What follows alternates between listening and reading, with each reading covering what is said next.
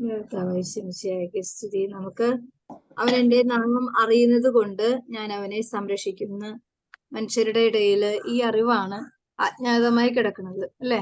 മനുഷ്യര് എത്രമാത്രം ദൈവത്തെ കുറിച്ചുള്ള അറിവിനാല് അജ്ഞതയിൽ ജീവിക്കുന്നു, അത്രമാത്രം അന്ധകാരം മനുഷ്യരെ ഭരിച്ചുകൊണ്ടിരിക്കും, അല്ലെ? ആണോ? അതെ. ദൈവത്തെ കുറിച്ചുള്ള അറിവ് മനുഷ്യനെ ഭയത്തിൽ നിന്നും ദൈവിക സംരക്ഷണത്തിലേക്കും ദൈവത്തിന്റെ അനുഗ്രഹത്തിലേക്കും കൃപയിലേക്കും നയിക്കും. ദൈവത്തെ കുറിച്ചുള്ള അജ്ഞത എന്തിലേക്ക് നയിക്കും മനുഷ്യരെ? അന്ധകാരത്തില്. പിന്നെ അറിയാത്തവർക്ക് എപ്പോഴും പാപത്തിലേക്ക് നയിക്കും. പിന്നെ ദൈവത്തെ അറിയാത്തവരുടെ ജീവിതം എന്തിലോട്ടൊക്കെ നയിക്കപ്പെടും? പാതാളത്തിലേക്ക് നയിക്കപ്പെടും. നിത്യനരകത്തിലേക്ക് നയിക്കപ്പെടും. നിത്യനരകത്തിലേക്ക് നയിക്കപ്പെടും. അതൊക്കെ ആയിട്ട് ലാസ്റ്റ് അത് അല്ലാതെ ജീവിച്ചിരിക്കുമ്പോ ഉള്ള അവസ്ഥ പറയേ.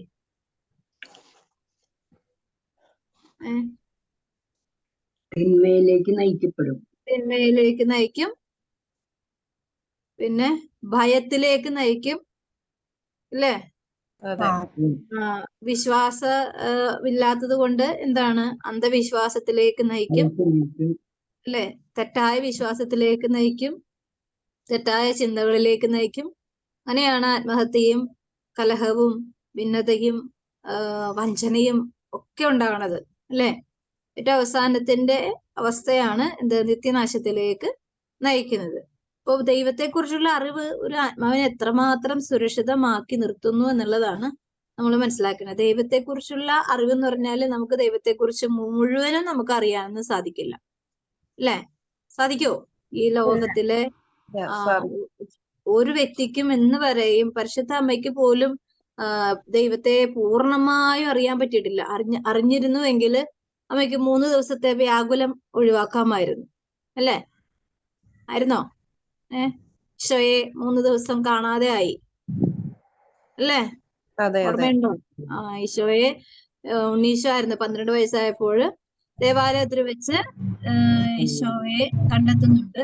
പക്ഷെ 3 ദിവസം കടന്നു പോയത് ദൈവഹിത പ്രകാരമായിരുന്നു. പക്ഷെ അത് ആ ഒരു കാര്യം പരിശുദ്ധ അമ്മയ്ക്ക് അറിവില്ലായിരുന്നു. ഇല്ലായിരുന്നെങ്കിൽ അമ്മയ്ക്ക് അത്രയും വ്യാകുലം ഉണ്ടാകേണ്ട കാര്യമില്ല. എന്താ കാര്യം? അമ്മ അന്വേഷിക്കുന്ന ആളെവിടെയാണെന്ന്, സേഫ് ആണെന്ന് അമ്മക്കറിയാമായിരുന്നെങ്കിൽ അമ്മയ്ക്ക് ആ 3 ദിവസത്തിന്റെ ഭീകരമായ സഹനങ്ങളെ ഒഴിവാക്കാൻ പറ്റുമായിരുന്നു, അല്ലെ? അപ്പൊ ഈ ലോകത്ത് സൃഷ്ടികളായ ഒരു മനുഷ്യർക്കും ദൈവത്തെക്കുറിച്ചുള്ള അറിവ് പൂർണ്ണമായി ഉണ്ടോന്ന് ചോദിച്ചു കഴിഞ്ഞാൽ നമുക്ക് വ്യക്തമായിട്ട് ഒരു മറുപടി പറയാൻ പറ്റില്ല. മനസ്സിലായോ? എങ്കിലും ദൈവത്തെ അറിയുന്നവരാണ് ദൈവത്തെ അറിഞ്ഞ് ദൈവത്തിന്റെ കൃപയിൽ ആശ്രയിച്ച് ദൈവത്തിന്റെ കരുണയിൽ ആശ്രയിച്ച് ദൈവത്തിന്റെ അനുഗ്രഹത്തിന് പാത്രമാക്കിയ എല്ലാ വിശുദ്ധരും ദൈവസന്നിധിയിൽ ഇടം കണ്ടെത്തിയത്. അപ്പോൾ അറിവുണ്ടാവുക എന്ന് പറഞ്ഞാല് പൂർണ്ണതയിലേക്ക് എത്തുക നമുക്ക് അസാധ്യമായ കാര്യമാണ്. എങ്കിലും നമ്മളെ ഏറ്റവും ചെറിയ അറിവ്, ഇപ്പൊ നമ്മള് ശ്വസിക്കുന്ന വായു നമ്മൾ ശ്വസിക്കുന്നത് കൊണ്ടാണ് നമ്മുടെ ജീവനെ നിലനിർത്തുന്നതെന്ന് നമുക്കറിയാം, അല്ലെ? അതൊരു ചെറിയൊരു അറിവാണോ ഒരു മനുഷ്യനെ സംബന്ധിച്ച്? ഇല്ല. പക്ഷെ നമ്മൾ ശ്വസിച്ച് നമ്മുടേതായ ഇപ്പൊ നമ്മൾ ഓരോ ശ്വാസം എടുക്കുമ്പോ ദൈവമേ എന്ന് ചിന്തിക്കാറുണ്ടോ? ഇല്ല. കാരണം നമുക്ക് ഓട്ടോമാറ്റിക്കലി നമ്മളുടെ ശരീരം അതിനെ അങ്ങനെയാണ് ഘടിപ്പിച്ചു വെച്ചിരിക്കുന്നത്. ഇപ്പം സെക്കൻഡ് സൂചി, ക്ലോക്കില് സെക്കൻഡ് സൂചി, മിനിറ്റ് സൂചി, വലിയ സൂചി, ചെറിയ സൂചിയൊക്കെ ഉണ്ട്. അതിപ്പോ ആരെങ്കിലും പറഞ്ഞിട്ടാണോ കറങ്ങിക്കൊണ്ടിരിക്കുന്നത്? അത് ബാറ്ററി വർക്കിംഗ് ആണെങ്കിൽ അതിങ്ങനെ കറങ്ങിക്കൊണ്ടിരിക്കും, അല്ലെ? ആരെങ്കിലും പിടിച്ചു നിർത്തിയാലും കൈവിട്ട് കഴിഞ്ഞാൽ പിന്നെയും കറങ്ങും. അപ്പോ അതിങ്ങനെ ഓട്ടോമാറ്റിക്കലി ഇങ്ങനെ സംഭവിച്ചുകൊണ്ടിരിക്കുന്ന കാര്യമാണ്. ഇത് പെട്ടെന്ന് എങ്ങാനും നിന്ന് പോയാല് വലിയൊരു അപകടമാണ്, അല്ലെ? നമ്മൾ കഴിഞ്ഞ ദിവസം ന്യൂ ഇയറിന് പള്ളിയിലെ അഡോറേഷൻ ടൈമില് ആരാധനയ്ക്ക് വേണ്ടി സിസ്റ്റേഴ്സിനോട് ഏൽപ്പിച്ചിട്ടുണ്ട്. അപ്പൊ സിസ്റ്റേഴ്സ് കുറെ കാര്യങ്ങളൊക്കെ എഴുതി കൊണ്ടുവന്ന് ആരാധനയ്ക്ക് വേണ്ടി ഒരുങ്ങി വന്നതാ. അപ്പോ ആരാധനയ്ക്ക് അങ്ങനെ ഓരോ സെഷനും കഴിഞ്ഞ് അരമണിക്കൂറേ ഉള്ളൂ. അപ്പോ പെട്ടെന്ന് എന്റെ വാച്ചിലേക്ക് ഞാൻ നോക്കിയപ്പം ഒരു 5-6 മിനിറ്റും കൂടി ഉണ്ട്.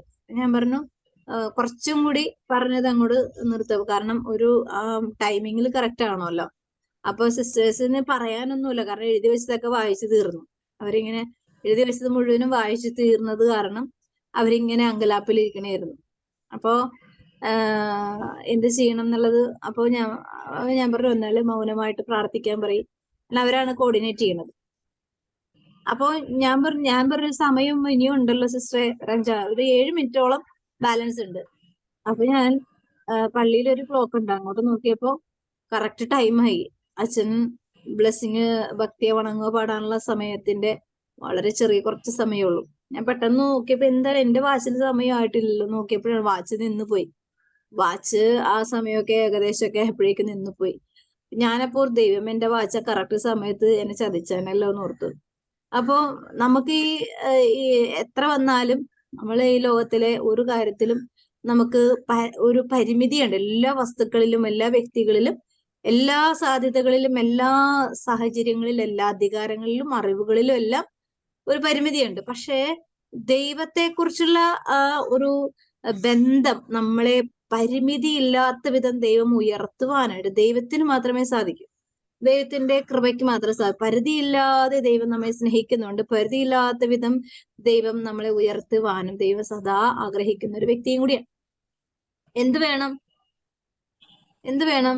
ദൈവത്തോടുള്ള ഒരു ദാഹം നമ്മുടെ ഉള്ളിൽ ഉണ്ടായിരിക്കണം. ദൈവത്തോടുള്ള ഒരു ദാഹം പലപ്പോഴും നമ്മളിൽ മറഞ്ഞിരിക്കുന്നുണ്ട്. അതിനെ നമ്മൾ വെളിച്ചത്തേക്ക് കൊണ്ടുവരുമ്പോഴാണ് നമുക്ക് ദൈവീയ സംരക്ഷണം കിട്ടുന്നത്. എല്ലാവരും സങ്കീർത്തനം 91 വായിച്ച് വീട്ടിൽ നിന്ന് ഇറങ്ങിപ്പോവും. എന്തെങ്കിലും അപകടം പറ്റിയ ദൈവത്തിന്റെ കുഴപ്പമാണോ ശരിക്കും പറഞ്ഞാല്?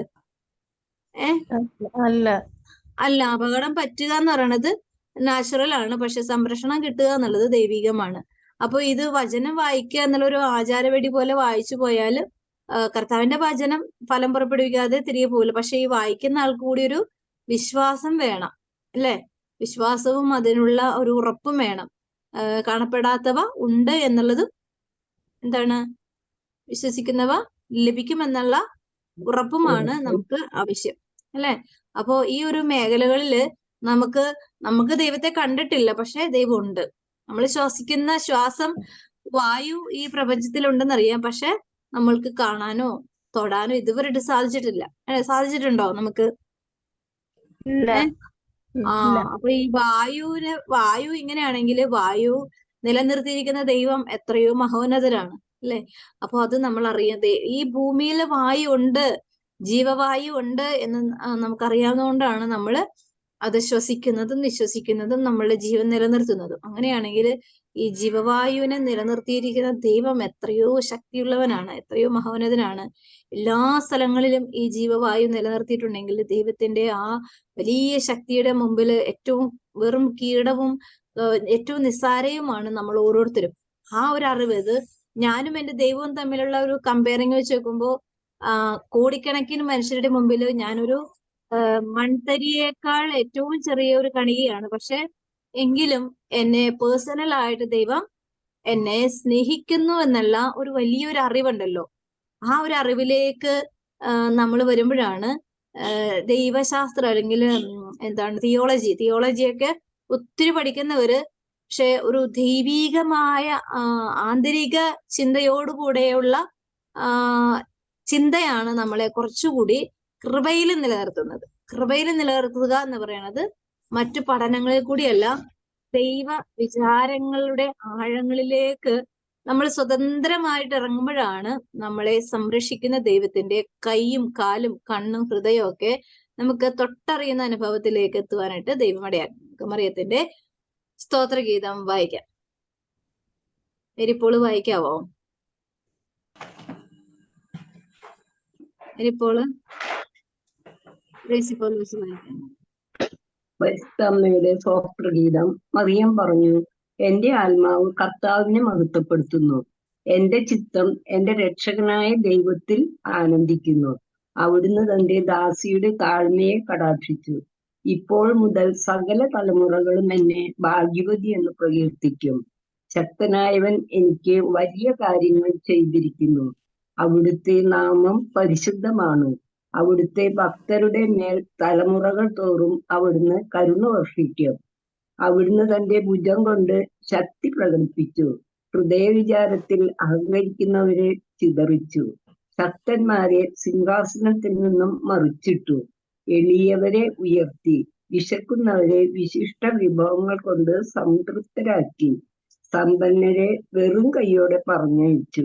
തന്റെ കാരുണ്യം അനുസ്മരിച്ചുകൊണ്ട് അവിടുന്ന് തന്റെ ദാസനായ ഇസ്രായേലിനെ സഹായിച്ചു. നമ്മുടെ പിതാക്കന്മാരായ അബ്രാഹത്തോടും അവന്റെ സന്തതികളോടും എന്നേക്കുമായി ചെയ്ത വാഗ്ദാനം അനുസരിച്ച് തന്നെ ദൈവവചനമാണ് നാം കേട്ടത്. ദൈവത്തിന് സ്തുതി. നമുക്ക് ദൈവത്തെ സ്തുതിക്കാം.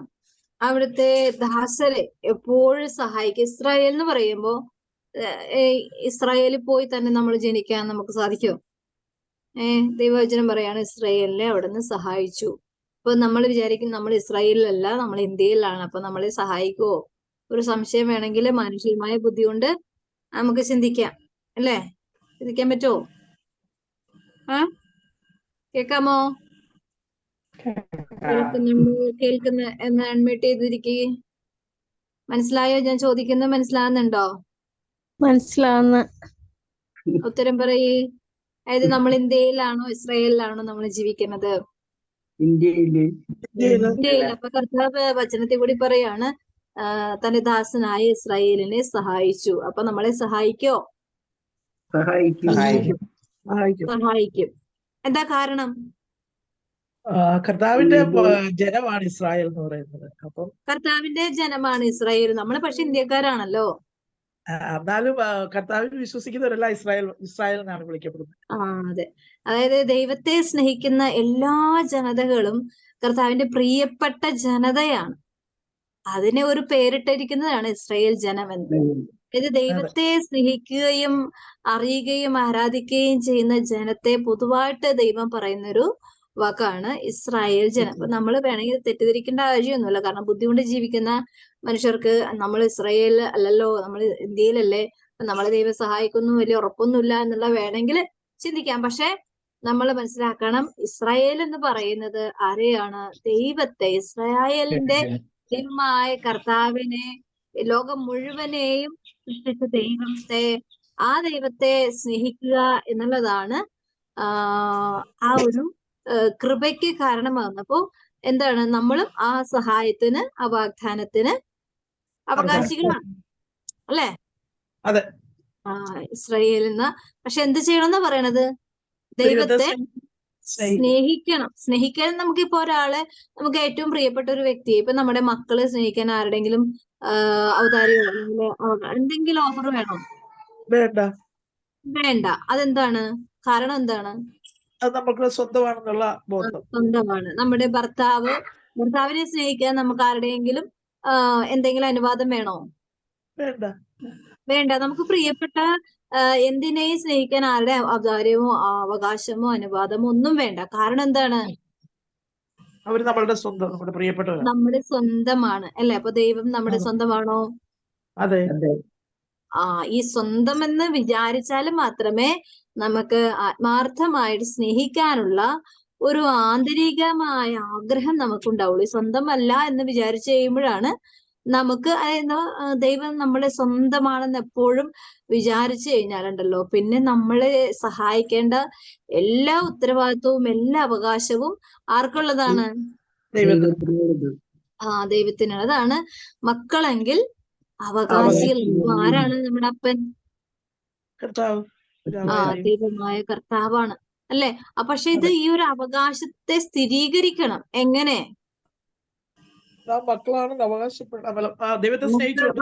മക്കൾ എന്ത് ചെയ്യും? മക്കളാണെങ്കിൽ പാരന്റ്സിന് എന്ത് ചെയ്യും? അവരെ ബഹുമാനിക്കും, സ്നേഹിക്കും, ബഹുമാനിക്കും, ആദരിക്കും, അല്ലെ? അപ്പൊ ദൈവത്തോടും അങ്ങനെ തന്നെ ചെയ്താൽ മതി, വലുതായിട്ടൊന്നും ചെയ്യണ്ട, അല്ലെ?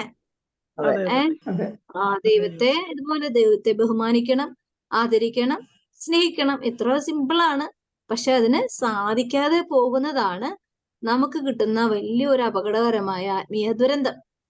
മനസ്സിലായോ? നമുക്ക് മക്കളെ സ്നേഹിക്കുന്ന പോലെ ദൈവത്തെ സ്നേഹിക്കാൻ പറ്റുന്നില്ല. ദൈവത്തെ സ്നേഹിക്കുന്നവർക്ക് മക്കളെ എങ്ങനെ സ്നേഹിക്കണമെന്ന് വ്യക്തമായിട്ട് അറിയാം. പക്ഷെ മക്കളെ സ്നേഹിക്കുന്നവർക്ക് ദൈവത്തെ സ്നേഹിക്കാൻ എങ്ങനെയെന്ന് അറിയില്ല. മനസ്സിലായോ? മക്കളെയും നമ്മുടെ കുടുംബ ബന്ധങ്ങളെയും ഭയങ്കരമായി സ്നേഹിക്കുന്നവർക്ക് ദൈവത്തെ സ്നേഹിക്കാൻ മറന്നു പോകാറുണ്ട് പലപ്പോഴും, അല്ലേ? അതെ അതെ അപ്പൊ അവിടെ എന്തോ ഒരു പ്രശ്നം ഉണ്ടെന്ന് നമ്മൾ മനസ്സിലാക്കണം. നമുക്ക് ദൈവത്തെ സ്നേഹിക്കാൻ പറ്റുന്നില്ല എങ്കില് നമ്മുടെ ഉള്ളില് പലതും നമ്മളെ കീഴ്പ്പെടുത്തി അടിമപ്പെടുത്തി വെച്ചിരിക്കുന്നോണ്ടാണ് ഈ ഒരു സ്നേഹത്തിലേക്ക് എത്താതെ. അപ്പൊ നമ്മൾ എന്ത് ചെയ്യണം? മക്കളെ തന്നവനെ സ്നേഹിക്കാൻ ദൈവത്തെക്കാൾ പഠിക്കണം. വേറൊന്നിനെയും സ്നേഹിക്കാൻ പാടില്ല. ആ ദൈവം തന്നതിനെ സംരക്ഷിക്കുക എന്നുള്ള ഉത്തരവാദിത്തം മാത്രമേ നമുക്ക് ഈ ഭൂമിയിൽ വെച്ചുള്ളൂ. മനസ്സിലായോ? അതിനെ നമ്മള് സ്വന്തമാക്കാനുള്ള ഒരു ഉത്തരവാദിത്തമോ അവകാശമോ പോലും നമുക്ക് ഇല്ല. നമ്മുടെ മക്കള് നമ്മുടെ സ്വന്തമാണ് എന്ന് പറയാൻ ദൈവം അനുവദിക്കണം, അല്ലേ? അതെ ദൈവത്തിന്റെ അധികാരത്തിന്റെ കീഴിലാണ് ഇവരെല്ലാവരും. നമ്മൾ സ്വാധീനിക്കുന്ന എല്ലാം ആരുടെ അധികാരത്തിന്റെ കീഴിലാണ്? ദൈവത്തിന്റെ. ദൈവത്തിന്റെ കീഴിൽ. ഇപ്പൊ അതുകൊണ്ട് എന്താണ്, അധികാരത്തിന്റെ ആ വലിപ്പം അനുസരിച്ച് വേണം നമ്മള് നിലപാടുകൾ നിലനിർത്തുവാൻ. അല്ലെങ്കിൽ നമ്മൾ ഒരുപാട് മക്കളെ ഭയങ്കരമായിട്ട്, ചില മനുഷ്യര് മക്കളെ ഒരുപാട് സ്നേഹിച്ചെന്ന് പറഞ്ഞാൽ ദൈവത്തിന്റെ മുകളില് മക്കളെ കൊണ്ട് വെക്കും. അവസാനം കർത്താവ് ഒരു തട്ട് കൊടുക്കും, തട്ട് തട്ടി വീഴണതോ മക്കള് കയ്യിൽ നിന്ന് കാക്ക കൊത്തി കൊണ്ടുപോണ പോലെ ആയിരിക്കും ചിലപ്പോ മക്കള് കൈ. കണ്ണിന്റെ കൃഷ്ണമണിയെ ഞാൻ നീക്കിക്കളയുന്ന പറയാ. അപ്പൊ ആ കൃഷ്ണമണിയൊക്കെ പോയാൽ നമുക്ക് എന്തുണ്ട്? ഇരുട്ടായി പോവും, അല്ലെ? കാഴ്ച കാണാൻ പറ്റില്ല. പിന്നെ കർത്താവിനെയും കാണാൻ പറ്റില്ല, ഭർത്താവിനെയും കാണാൻ പറ്റില്ല, കുടുംബത്തെയും കാണാൻ പറ്റൂല. നമ്മളൊരു തിന്മയുടെ, നിരാശയുടെ ഭീകരമായ അവസ്ഥയിൽ നമ്മൾ പെട്ടുപോകും. എന്താ കാരണം? നമ്മുടെ കണ്ണിന്റെ കൃഷ്ണമണി ആരാ തന്നിരിക്കുന്നത്? ദൈവം. എല്ലാം. അതായത് നമുക്ക് ഈ ഭൂമിയില്, അതാ പറഞ്ഞത്, നമ്മുടെ ശരീരം പോലും നമുക്ക് സ്വന്തമല്ല, അല്ലെ? നമ്മൾ ജനിക്കുമ്പോൾ നമ്മൾ എന്തെങ്കിലും ശരീരത്തിന് വേണ്ടി ഫിറ്റ് ചെയ്യുന്നുണ്ടോ? നമ്മുടെ പാരന്റ്സ് ഫിറ്റ് ചെയ്ത് തരുന്നുണ്ടോ? ഒരു വസ്തുവും ഇല്ല, അല്ലെ? അമ്മമാര് നമ്മൾ പ്രസവിക്കുന്നു എന്നല്ലാതെ പ്രസവത്തിനോടനുസരിച്ചുള്ള സമയങ്ങളിൽ ആയ തരുന്ന എന്താണ്? ബ്ലഡ് ആണ്, അല്ലെ? ബ്ലഡും പിന്നെ കുറെ മുറിവുകളും അതിന്റെ കൂട്ടത്തിൽ തന്നിട്ടുണ്ടാവും. ചിലപ്പോ അമ്മമാര് സഹിച്ച വേദനകളുടെ ഒരു ഷെയർ മക്കൾക്കും കിട്ടിയിട്ടുണ്ടാവും അതുവഴി, അല്ലെ? കൃപയുള്ളവരാണെങ്കിൽ കൃപ കിട്ടും, കൃപയില്ലാത്തവരാണെങ്കിൽ അതിന്റെ ക്വാളിറ്റിയും ഉണ്ടാവും. അപ്പൊ എന്താണ് നമുക്ക് ലഭിക്കുന്നത്? എല്ലാം ദൈവത്തിന്റെ ഒരു നെർവ് പോലും ഒരു അമ്മയ്ക്കും മക്കൾക്ക് കൊടുക്കാനായിട്ട് കയ്യിലില്ല. എല്ലാം ദൈവത്തെ, ആ പ്രസവം പോലും ദൈവത്തിന്റെ കരുണയാണ്, അല്ലെ? ആ രണ്ടുപേരും തമ്മിൽ വേർപെടുന്ന സമയം പോലും ദൈവത്തിന്റെ കരുണയാണ്. അപ്പോ ഒരു കാര്യവും നമുക്ക് അവകാശപ്പെടാനോ അധികാരത്തില് നമുക്ക് വേരുപിടിപ്പിക്കാനോ ഒന്നും സാധിക്കില്ല. അതുകൊണ്ടാണ് ദൈവത്തിന്റെ സഹായം കൊണ്ടാണ് മനുഷ്യർ ഈ ഭൂമിയിൽ ജീവിക്കുന്നത് എന്നുള്ള ഒരു വലിയൊരു അറിവ്, അല്ലെ? നമ്മൾ എല്ലാം ദൈവത്തിന്റെ സഹായം എന്ന് പറഞ്ഞ് നമ്മൾ ചെറിയ ഒരു ചിന്തയോടുകൂടെ വേണമെങ്കിൽ അതിനെ നിലനിർത്താം. പക്ഷെ അത് ആന്തരികമായി നമ്മൾ ഇരുന്നൊന്ന് ചിന്തിച്ച് നമ്മുടെ ശരീരത്തിൽ നടക്കുന്ന ഉള്ളിൽ ഇന്നർ ആയിട്ടുള്ള ഓരോ ഓർഗൻസും, ഓരോ ആന്തരിക അവയവങ്ങളും എങ്ങനെ ഈ സമയം പ്രവർത്തിക്കുന്ന, എല്ലാം ഡിസോർഡർ ആയിട്ടിരിക്കുന്ന നെർവുകളുണ്ടോ, ഓർഡർ ആയിട്ടിരിക്കുന്ന നെർവുകളുണ്ടോ, ഡാമേജ് ആയിട്ടിരിക്കുന്നുണ്ടോ, വർക്കിംഗ് ആയിട്ട് ഇൻആക്റ്റീവ് ആയിട്ടുള്ളതുണ്ടോ, ആക്റ്റീവ് ആയിട്ടുള്ളതുണ്ടോ, അല്ലെങ്കിൽ അപകടകരമായ അവസ്ഥയിലായിരിക്കുന്ന ഏതെങ്കിലും സംഭവങ്ങൾ ഉള്ളിലുണ്ടോ എന്ന് നമുക്ക് എങ്ങനെ അറിയാൻ പറ്റും? നമുക്കൊരു രോഗാവസ്ഥയുടെ ലക്ഷണം വരുമ്പോഴാണ് നമുക്കറിയാം. പക്ഷെ ദൈവം എന്താ പറയണത്? അമ്മയുടെ ഉത്തരത്തിൽ ഉരുവാകുന്നതിന് മുമ്പേ ഞാൻ നിന്നെ അറിഞ്ഞു എന്ന് പറയണം. ഇത്രയും ആഴമായ അറിവ് ഒരു മനുഷ്യനെ നോക്കി കർത്താവ് പറയണമെങ്കിൽ അതുപോലെ സൃഷ്ടിക്ക് ഉള്ള എല്ലാ ബലഹീനതകളും സൃഷ്ടാവിനെ അറിയുന്നത് പോലെ ഒരാൾക്കും അറിഞ്ഞുകൂടാ. ഇത് നമ്മളത് അംഗീകരിച്ചേ മതിയാവൂ, അല്ലെ? ഇത് നമ്മൾ അംഗീകരിച്ചേ മതിയാവും. നമ്മളുടെ പാരന്റ്സിനോ നമ്മുടെ ഫ്രണ്ട്ഷിപ്പിനോ അല്ലെങ്കിൽ നമ്മുടെ സഹോദരങ്ങൾക്കോ ആർക്കും അറിയാത്ത അനേകം കോടി അറിവുകളാണ് നമ്മുടെ സ്രഷ്ടാവിന് നമ്മളെ കുറിച്ചുള്ള അറിവുകളാൽ നമ്മളെ നിലനിർത്തിയിരിക്കുന്നത്. ഒരാള് പോലും ഇപ്പൊ നമ്മളെ പ്രസവിച്ച അമ്മ അങ്ങനെ ഇരിക്കുമ്പോൾ നമ്മളുടെ വിഷമം കണ്ടിട്ട് എന്താണ് എന്നേ ചോദിക്കുള്ളൂ. കാരണം അവർക്ക് ചോദിക്കാന് അറിയില്ല. എന്താ പ്രശ്നമെന്ന് ചോദിക്കും, അല്ലെ? എന്താ പ്രശ്നമെന്ന് ചോദിക്കണമെങ്കിൽ ഒരു അമ്മ തന്റെ മക്കളുടെ ആന്തരികമായ അവസ്ഥയെ കാണാനുള്ള ഒരു കൃപയുണ്ടായിരുന്നെങ്കിൽ മക്കളൊക്കെ ഇന്ന് എത്ര വിശുദ്ധിയിൽ ജീവിച്ചാനെ അല്ലേ? അതെ അതെ ഏ? അതെ അപ്പൊ അതെ എല്ലാത്തിന്റെയും ഉടമസ്ഥനെ അറിയാൻ വേണ്ടിയാണ് ഇതെല്ലാം കുറച്ച് കാര്യങ്ങളിലൊക്കെ പരിമിതിപ്പെടുത്തി വെച്ചിരിക്കുന്നത്. കാരണം അമ്മമാര് അല്ലെങ്കിൽ അപ്പന്മാരെല്ലാം അറിഞ്ഞ് മക്കളെ സഹായിക്കുന്നവരാണെങ്കിൽ പിന്നെ ദൈവത്തിന്റെ ആവശ്യമില്ലല്ലോ അല്ലെ? അതെ അതെ ആ അതുകൊണ്ട് ദൈവത്തിന് ആവശ്യം വേണം, മനുഷ്യ കുലത്തിന് ദൈവത്തിന്റെ ആവശ്യം വേണം എന്നുള്ള ബോധ്യത്തിലേക്ക് എത്തുവാൻ വേണ്ടിയാണ് ചില പരിമിതികളും പരാധീനതകളും ഒക്കെ ദൈവം മനുഷ്യർക്ക് വേണ്ടി പ്രദാനം ചെയ്യുന്നത്. നമുക്ക് ഈശോ നൽകുന്ന തിരുവചനം തന്നെ സങ്കീർത്തനങ്ങള് 115:12. കർത്താവിന് നമ്മെ കുറിച്ച് വിചാരമുണ്ട്, അവിടുന്ന് നമ്മെ അനുഗ്രഹിക്കും. അതായത് ഇപ്പൊ പറഞ്ഞത്രയും കാര്യങ്ങൾ പോലെ തന്നെയുള്ള വചനം തന്നെയാണ്. കർത്താവിന് എന്തുണ്ടെന്നാ പറഞ്ഞത്? നമ്മളെ കുറിച്ചുള്ള വ്യക്തമായ കാര്യങ്ങളെ കുറിച്ച് അറിവുണ്ട്. അതുകൊണ്ട് എന്താ ചെയ്യുന്ന പറഞ്ഞത്? നമ്മളെ തള്ളിക്കളയുമെന്നാണോ? അല്ല അനുഗ്രഹിക്കും. ഇല്ല, നമ്മളെ അനുഗ്രഹിക്കും.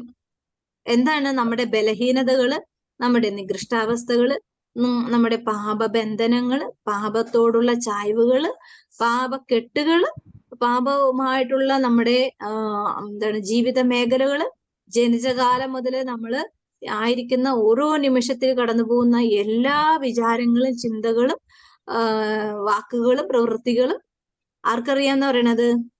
ദൈവത്തിനറിയാം. ദൈവത്തിനറിയാം. ദൈവത്തിന്റെ മുമ്പിൽ ആരുടെയും ഒരു കളി നടക്കില്ല. അതുകൊണ്ട് ഈ വചനഭാഗത്തിന്റെ ഹെഡിങ് തന്നെ പറയുന്നത് കർത്താവ് മാത്രമാണ് ദൈവം. കർത്താവ് മാത്രമാണ്. സങ്കീർത്തനം 115 ഒന്നാമത്തെ വാക്ക്, ഞങ്ങൾക്കല്ല കർത്താവേ, ഞങ്ങൾക്കല്ല, അങ്ങയുടെ കാരുണ്യത്തെയും വിശുദ്ധതയെയും പ്രതി അങ്ങയുടെ നാമത്തിനാണ് മഹത്വം നൽകപ്പെടേണ്ടത്. രണ്ടാമത്തെ, അവരുടെ ദൈവം എവിടെ എന്ന് ജനങ്ങൾ പറയാൻ ഇടയാക്കുന്നത് എന്തിന്? നമ്മുടെ ദൈവം സ്വർഗത്തിലാണ്, തനിക്ക് ഇഷ്ടമുള്ളതെല്ലാം അവിടുന്ന് ചെയ്യുന്നു. അവരുടെ വിഗ്രഹങ്ങൾ സ്വർണവും വെള്ളിയുമാണ്, മനുഷ്യരുടെ കരവേലകൾ മാത്രം. അവയ്ക്ക് വായുണ്ട്, എന്ത് ചെയ്യുന്നില്ല? മിണ്ടുന്നില്ല. കണ്ണുണ്ട്, എന്ത് ചെയ്യുന്നില്ല? എന്ത് പൊട്ടത്തരമാണല്ലേ? നമ്മള് കണ്ണുള്ളത് എന്തിനാണ്? കാണണം അല്ലെ? കണ്ണുണ്ടെങ്കിൽ കാണണം. കാണാൻ പറ്റാത്ത കണ്ണുകൊണ്ട് നമുക്ക് ഒരു പ്രയോജനമില്ല. അപ്പൊ പ്രയോജനമില്ലാത്തതിനെ നമ്മുടെ ജീവിതത്തിൽ സ്വാധീനം കൊടുക്കുമ്പോ, അല്ലെങ്കിൽ അതിന്റെ മുമ്പിൽ നമ്മൾ വണങ്ങുമ്പോ, അതിനെ നമ്മൾ ആരാധിക്കുമ്പോൾ ഉണ്ടാകുന്ന അവസ്ഥയുടെ ഭീകരതയാണ് കർത്താവ് ഈ വചനത്തിൽ, അതായത് ദൈവത്തെ മാറ്റിവെച്ച് വിഗ്രഹങ്ങളുടെ പുറകെ പോകുന്നത്. ഇപ്പൊ നമ്മളിപ്പോ പറഞ്ഞ പോലെ നമുക്ക് നമ്മുടെ മക്കള് വിഗ്രഹമാകരുത്, നമ്മുടെ ഭക്ഷണം വിഗ്രഹമാകരുത്, നമ്മുടെ സ്വത്ത് വിഗ്രഹമാകരുത്. ഇവയ്ക്കൊന്നും നമ്മളെ സഹായിക്കാൻ സാധിക്കില്ല, അല്ലേ? അറിയോ? നമ്മൾ എന്താണോ വിഗ്രഹമായി നമ്മൾ കരുതി വെച്ചിരിക്കുന്നത്, നമ്മള് ഇപ്പൊ വചനം വായിക്കുമ്പോൾ വിഗ്രഹം എന്ന് പറയുന്നത് നമ്മൾ കൈകൊണ്ടുണ്ടാക്കിയ സംഭവമായിട്ട് തോന്നുക. അത് മാത്രമല്ല, എന്താണ് നമ്മുടെ ഹൃദയത്തില്, നമ്മുടെ ജീവിതത്തില് ഏറ്റവും കൂടുതൽ സ്വാധീനം ചെലുത്തുന്നത് എന്താണോ അവ എല്ലാം A to Z മുഴുവനും എന്താണ്? നമ്മുടെ ജീവിതത്തിലൊരു വിഗ്രഹമാണ്. പണം, സമ്പത്ത്, അറിവ്, കഴിവ്, ശക്തി, ബുദ്ധി എല്ലാം ഒരു സമയം നമ്മളെ വിഗ്രഹാരാധനയ്ക്ക് ഇടയാക്കുന്ന, സ്വാധീനം ചെലുത്തുന്ന പല കാര്യങ്ങളും ഈ മേഖലകളിൽ കൂടിയുണ്ട്. പക്ഷെ ഈ ബുദ്ധി പല മനുഷ്യർക്കും ബുദ്ധി ഉപകാരപ്പെടാറില്ല, അല്ലെ? അറിവ് ഉപകാരപ്പെടാറില്ല, ശക്തി ഉപകാരപ്പെടാറില്ല, കഴിവ് ഉപകാരപ്പെടാറില്ല, സമ്പത്ത് ഉപകാരപ്പെടാറില്ല, അല്ലെ? എന്തുകൊണ്ടാണ് ഇതൊക്കെ ഉപകാരപ്പെടാത്തതെന്ന് വെച്ചാല് അതിനെ മുകളിൽ, അതിക്ക് മേലെ എന്ന് പറഞ്ഞ പോലെ അതിനു മുകളിൽ പ്രവർത്തിക്കുന്ന ഒരു ശക്തി ഈ പ്രപഞ്ചത്തില് എല്ലാം കാണുന്നുണ്ട് എന്ന് നമ്മള് മനസ്സിലാക്കാൻ വേണ്ടിയാണ് ഇവയൊക്കെ വളരെ ദുർബലമാക്കി കളയുന്നത്. 7ാമത്തെ വാക്യം ഇങ്ങനെയാണ്: അവയ്ക്ക് കൈയുണ്ട് എന്നാൽ സ്പർശിക്കുന്നില്ല, കാലുണ്ട് എന്നാൽ നടക്കുന്നില്ല, അവയുടെ കണ്ടത്തിൽ നിന്ന് സ്വരമുയരുന്നില്ല. ഇതെല്ലാം കണക്ട് ചെയ്ത് നമ്മൾ മനസ്സിലാക്കണം കേട്ടോ. അല്ലാണ്ട് ഒരു വിഗ്രഹത്തെ മാത്രം നമ്മൾ ഫോക്കസ് ചെയ്തുകൊണ്ട് ഈ വചനം നമ്മൾ മനസ്സിലാക്കിയാൽ ബാക്കിയെല്ലാം പെർഫെക്റ്റ് ആണെന്നുള്ളൊരു ചിന്ത വരും. ഈ ബുദ്ധി, കഴിവ്, അറിവ്, ശക്തി, സമ്പത്ത്, അംഗീകാരം, അവകാശം, അധികാരം എല്ലാം ഒരു വിഗ്രഹത്തിന്റെ തത്തുല്യമായ ക്വാളിറ്റിയോടുകൂടെ നമ്മുടെ മുമ്പിൽ നിൽക്കുന്നുണ്ടെങ്കിൽ അവയെല്ലാം കർത്താവ് പറയുന്നത്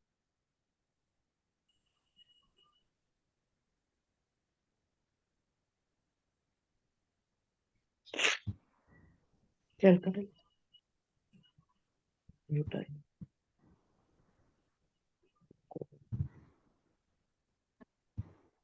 അപ്പൊ ഇതാണ് നൽകുന്ന ഈ കാര്യങ്ങൾ. അതായത് ഈശോ പറയുകയാണ്, ഈ കർത്താവിന് നമ്മെ കുറിച്ച് വിചാരമുണ്ട്. നമുക്ക് ഈ നമ്മളെ സ്നേഹിക്കുന്ന ഓരോരുത്തർക്കും നമ്മളെ കുറിച്ച് വ്യക്തമായ വിചാരം ഉണ്ടായിരുന്നു. നമുക്ക് കൂടുതലൊന്നും സങ്കടപ്പെടുകയോ വേദനിക്കുകയോ നമ്മൾ നിരാശപ്പെടുകയോ ഒന്നും ചെയ്യില്ലായിരുന്നു. അപ്പൊ നമ്മളെ സ്നേഹിക്കുന്നവർക്ക് എന്തില്ല? നമ്മളെ കുറിച്ചുള്ള പല വിചാരങ്ങളും ഇല്ല, അല്ലേ?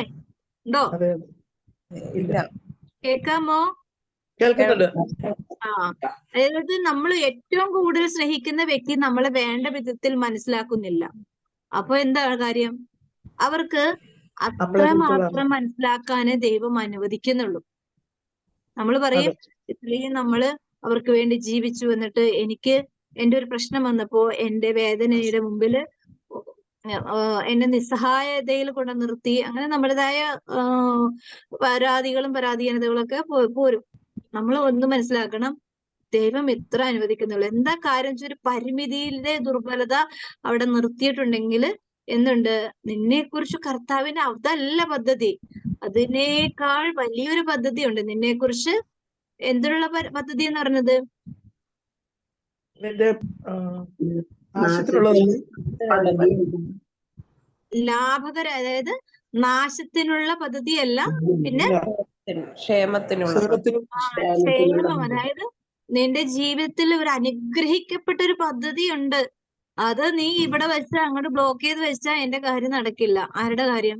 ദൈവിക പദ്ധതി നടക്കില്ല. അതുകൊണ്ട് എന്ത് ചെയ്യും?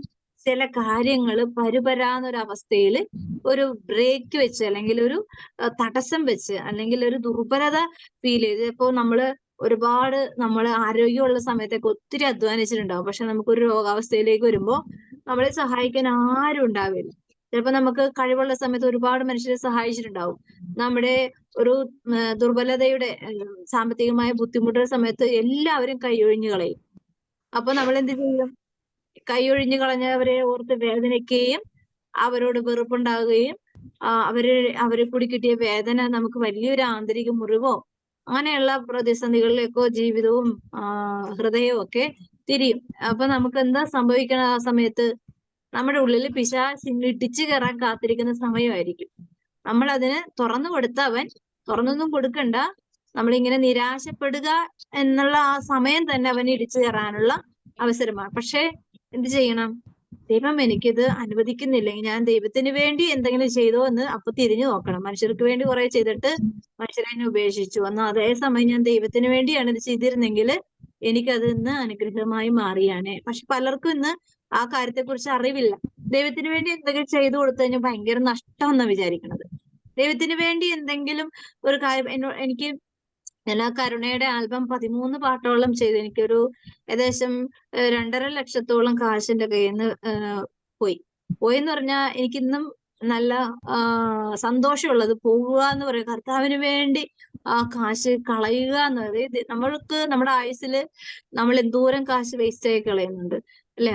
അപ്പൊ പക്ഷെ അതുകൊണ്ട് എനിക്ക് ഇന്ന് വരെ 5 പൈസ ഇതിന്ന് ഇത് ബെനിഫിറ്റ് ആയിട്ട് കിട്ടിയിട്ടില്ല. പക്ഷെ എനിക്ക് നല്ല ഉറപ്പുണ്ട് കർത്താവിന് വേണ്ടിയാണ് ഞാൻ ആ കാശ് കളഞ്ഞത്. അപ്പൊ ഇടയ്ക്കൊക്കെ ഞാൻ കർത്താവിനോട് ക്രോസ് ചെയ്യും, ഞാൻ അത്രയും കാശ് കളഞ്ഞിട്ട് എന്റെ ഒരു ആവശ്യം വന്നപ്പോ എന്റെ കാര്യത്തിൽ എന്താ ഇടപെടാത്തെ എന്നിങ്ങനെ ചോദിക്കുന്നതിന് മുമ്പ് തന്നെ എന്റെ കാര്യങ്ങളിൽ ദൈവം ശക്തമായിട്ട് ഇടപെടുന്നതായിട്ട് ഒരുപാട് അനുഭവങ്ങൾ എന്റെ ജീവിതത്തിലുണ്ട്. എന്നെ അത് കഴിഞ്ഞിട്ട് എനിക്കൊരു ദാരിദ്ര്യാവസ്ഥ എന്ന് പറയുന്ന അവസ്ഥ, അതായത് ദാരിദ്ര്യം വർദ്ധിച്ച് പുറമേ നോക്കി ഭയങ്കര ബുദ്ധിമുട്ടായിരിക്കും. പക്ഷെ ഞാൻ ഇങ്ങനെ കർത്താവിനോട് ചോദിക്കും, എന്താണ് ഒരു അനക്കമില്ലല്ലോ, എന്റെ കാര്യത്തിൽ എന്താ ഇടപെടാത്തതെന്ന് ഇങ്ങനെ ചോദിക്കുകയല്ല, അല്ല മനസ്സിലേക്ക് അങ്ങനെ ഒരു ചിന്ത വരുന്നതിന് മുമ്പേ കർത്താവിന്റെ ശക്തമായ ഇടപെടൽ. കാരണം നമ്മൾ ആവശ്യപ്പെടണം, ചോദിക്കുവിൻ നിങ്ങൾക്ക് ലഭിക്കും. അതായത് എന്റെ കയ്യിൽ നിന്ന് തന്നെ വേണോ അല്ലെങ്കിൽ ലോകരുടെ കയ്യിൽ നിന്ന് വേണോ എന്ന് കർത്താവിനുണ്ടാവുമല്ലോ ആഗ്രഹം. ഇപ്പൊ നമ്മള് സ്നേഹിക്കുന്നവര് നമ്മളെ സഹായിക്കാൻ തയ്യാറാ, പക്ഷെ നമ്മൾ അവരോട് റിക്വസ്റ്റ് ചെയ്യുന്നില്ല, നമ്മൾ ആവശ്യപ്പെടുന്നില്ല. അപ്പൊ എന്ത് ചെയ്യും? നമ്മുടെ ബുദ്ധി പ്രയോഗിച്ച് നമ്മൾക്ക് ഇഷ്ടമുള്ളവരോട് നമ്മൾ ചോദിക്കും. നമ്മളുടെ അന്നേരത്തെ ചിന്തകൾ ബുദ്ധിയുള്ളവരോട് ചോദിക്കും. നമ്മുടെ സ്വതന്ത്ര ബുദ്ധി ദൈവം കൈയിടാറില്ല. അപ്പൊ എന്ത് ചെയ്യും? ചിലപ്പോ നമ്മളെ സഹായിക്കാൻ ആഗ്രഹിച്ചിരിക്കുന്ന വ്യക്തികള് ഓ എന്നാൽ എന്നോട് ചോദിച്ചില്ലല്ലോ, അവനൊരു ആവശ്യം വന്നപ്പോ അവന്റെ ഒരു സഹായത്തിന് എന്നോട് ചോദിക്കാമായിരുന്നു.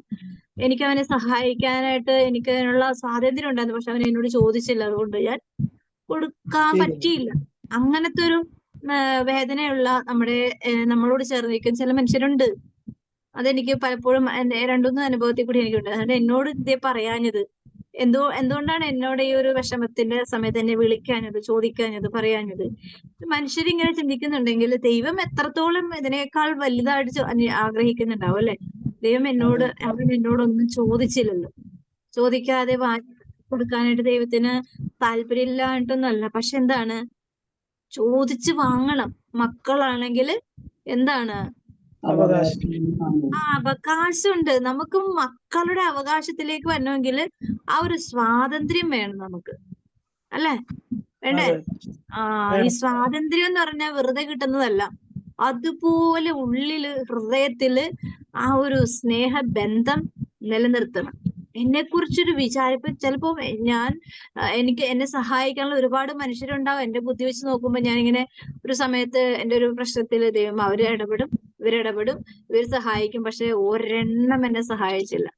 എല്ലാവരും കൈയൊഴിഞ്ഞു കളഞ്ഞു.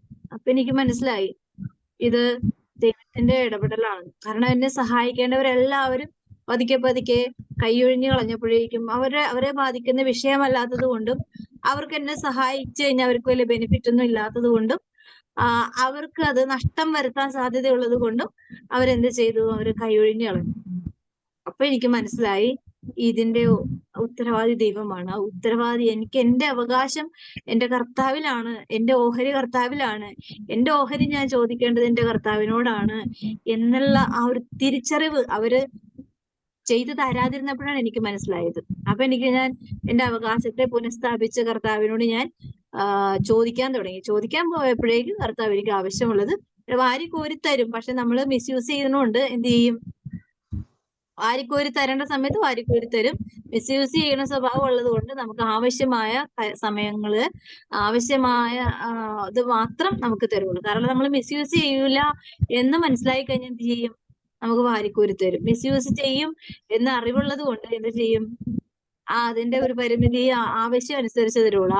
അത്യാവശ്യത്തിനുള്ള കാര്യങ്ങളിൽ മാത്രമേ ദൈവം ഇടപെടൂ. അല്ലാണ്ട് ദൈവത്തിന്റെ വേലയാണ് നിലയും വിട്ടുള്ള കളിയൊന്നും ദൈവം കളിക്കില്ല.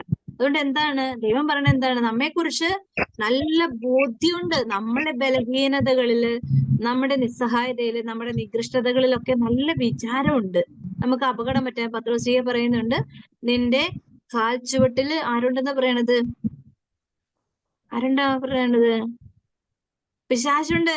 അവനെ നീ ചവിട്ടി നിക്കണം എന്നാ പറയണത്, അല്ലേ? ആണോ? നീ അതിജീവിക്കണം. അതിജീവിക്കാനായിട്ട് എന്ത് ചെയ്യണം? സ്വന്തമായിട്ട് കഴിയില്ല. ദൈവം പറയണത് എന്താണ്? പ്രാർത്ഥന കൊണ്ടാണ് നീ അതിനെ അതിജീവിക്കണത്. പ്രലോഭനങ്ങളെ അതിജീവിക്കാൻ കർത്താവ് എന്താ പറയുക? ഉണർന്നിരുന്ന് പ്രാർത്ഥിക്കുവിനെന്ന് ഗെത്സമനിൽ വെച്ച് ഈശോ പറയുന്നുണ്ട്, അല്ലെ? പക്ഷെ അവര് ഉറക്കക്ഷീണം കൊണ്ട് അവർ തളർന്നു പോയി. അതുകൊണ്ട് എന്ത് പറ്റി? അവരെ പ്രലോഭിപ്പിച്ചു. കൃത്യമായിട്ട് പ്രലോഭനത്തിൽ അവർ വീഴുകയും ചെയ്തു, അല്ലെ? പത്രോസിയെ തള്ളിപ്പറഞ്ഞു. അരുമയായ ഏറ്റവും പ്രിയപ്പെട്ട ശിഷ്യന്മാരൊക്കെ എന്ത് ചെയ്തു? ചിന്നിച്ചിതറി ഓടി ഒളിച്ചു. എന്തുകൊണ്ടാണ്? അവരുടെ ഉള്ളില് ക്രിസ്തുവിന്റെ സ്ഥാനത്തിന്റെ മുമ്പിൽ അവർ കണ്ടത് ഒരു കൊലപാതകിയുടെ ഒരവസ്ഥയിലേക്ക് ഈശോയെ പട്ടാളക്കാര് പിടിച്ചുകൊണ്ടുപോയി. പിന്നെ അവരുടെ അവസ്ഥ അതുപോലെ തന്നെ ആകുന്നുള്ളൊരു പേടിയും ഭയവും അവരുടെ ജീവിത ദുർബലതയും എല്ലാം അവരെ അവരെ ചിന്നിച്ചിതറി. ഇടയനെ അടിച്ചപ്പോ ആടുകള് ചിതറി ഓടി എന്ന് പറഞ്ഞ പോലെ ആയിപ്പോയി. പക്ഷെ കർത്താവ് എന്ത് ചെയ്തു? ആരുടെ അടുത്തേക്കാണ് ആദ്യം വന്നത്? ശിഷ്യന്മാരുടെ അടുത്തേക്കാണ് ആദ്യം വന്നത്, അല്ലെ? നിങ്ങൾക്ക് സമാധാനം നഷ്ടപ്പെട്ട ശിഷ്യന്മാരുടെ അടുത്തേക്ക് കർത്താവ് നിങ്ങൾക്ക് സമാധാനം എന്ന്. കാരണം എന്താ? കർത്താവിന് വേറെന്തോരം മനുഷ്യരുണ്ടായിരുന്നു, അവരുടെ അടുത്തോട്ടൊക്കെ വരായിരുന്നു, അല്ലെ? പക്ഷെ എന്ത് ചെയ്തു? ശിഷ്യന്മാരുടെ അടുത്തേക്ക് വന്നിട്ട് പറഞ്ഞു, അവരുടെ ഭയപ്പാട് ആദ്യം മാറ്റാനാണ് കർത്താവ് നോക്കിയത്. കാരണം എന്താണ്? അവരുടെ ഹൃദയങ്ങൾ എത്രമാത്രം വേദനയും ഭയവുമാണ് ആയിരിക്കുന്നതെന്ന് കർത്താവിന് നന്നായിട്ട് അറിയാം. അതുകൊണ്ട് എന്ത് ചെയ്തു? പക്ഷെ ഇതില് നല്ല ഭയമില്ലാതെ ഒരു വ്യക്തി ഉണ്ടായിരുന്നു. ആരായിരുന്നു? പരിശുദ്ധമ്മ.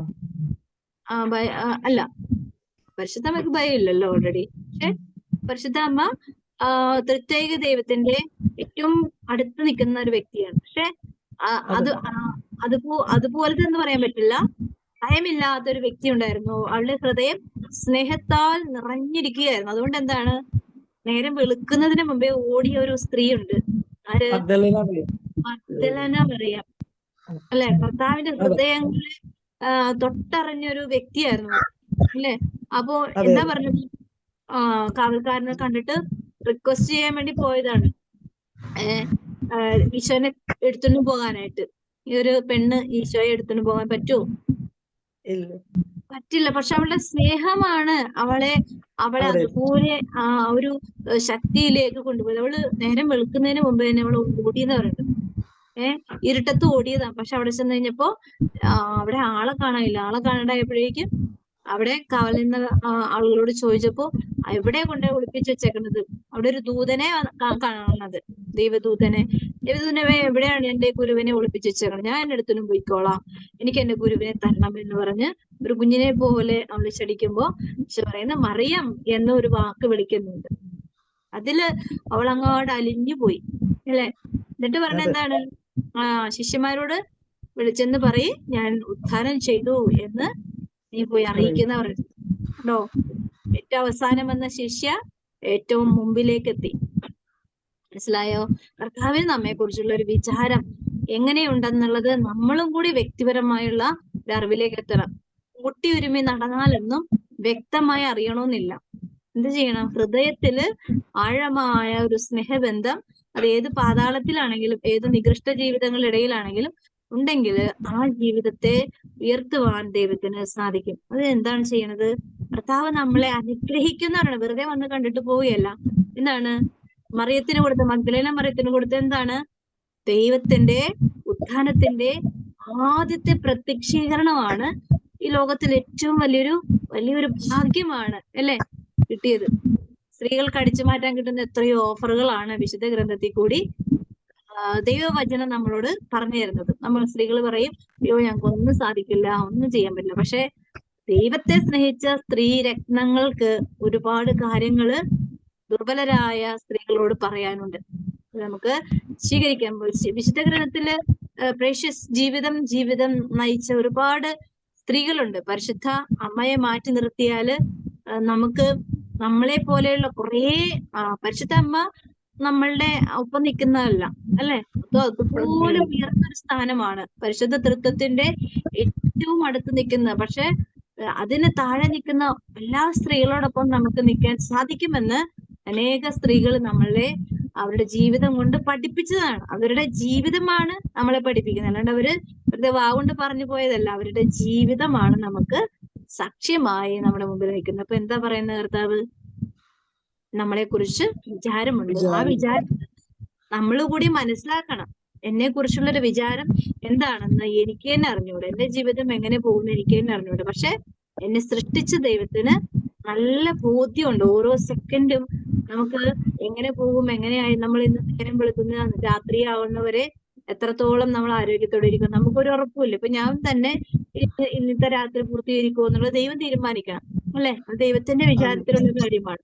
അപ്പൊ അതുകൊണ്ട് ഒരു കാര്യത്തിലും നമുക്ക് ബലം പിടിക്കാനുള്ള ഒരു യോഗ്യതയോ ശക്തിയോ ഇല്ല. അതുകൊണ്ട് നമുക്ക് പ്രത്യേകം പ്രാർത്ഥിക്കാം. ദൈവത്തിന് നമ്മോടുള്ള വിചാരത്തെ, ആ വാഗ്ദാനത്തെ നമുക്ക് ഹൃദയം കൊണ്ട് സ്നേഹിച്ച് ദൈവത്തോടായിരിക്കുവാൻ പ്രത്യേകമായിട്ട് നമ്മുടെ സഹനങ്ങളില്, സങ്കടങ്ങളില്, രോഗങ്ങളില്, അപമാനങ്ങളിലെല്ലാം കർത്താവിന് അതിനെക്കുറിച്ചൊരു പ്രത്യേകമായ ഒരു വിചാരമുണ്ട്, ഒരു പദ്ധതിയുണ്ട്. അത് എന്റെ നാശത്തിലേക്ക് തള്ളിവിടുന്നതല്ല, എന്റെ അനുഗ്രഹ ജീവിതത്തിലേക്ക് ഉയർത്തുന്നതാണ്. ആ ഒരു മേഖലകളെ കുറിച്ച് വ്യക്തമായ ബോധ്യത്തോടെ അറിഞ്ഞ് കരുണയുടെ അമ്മയോട് ചേർന്ന് നമുക്ക് പ്രാർത്ഥിക്കാം. ഈശോയുടെ ഹൃദയത്തിൽ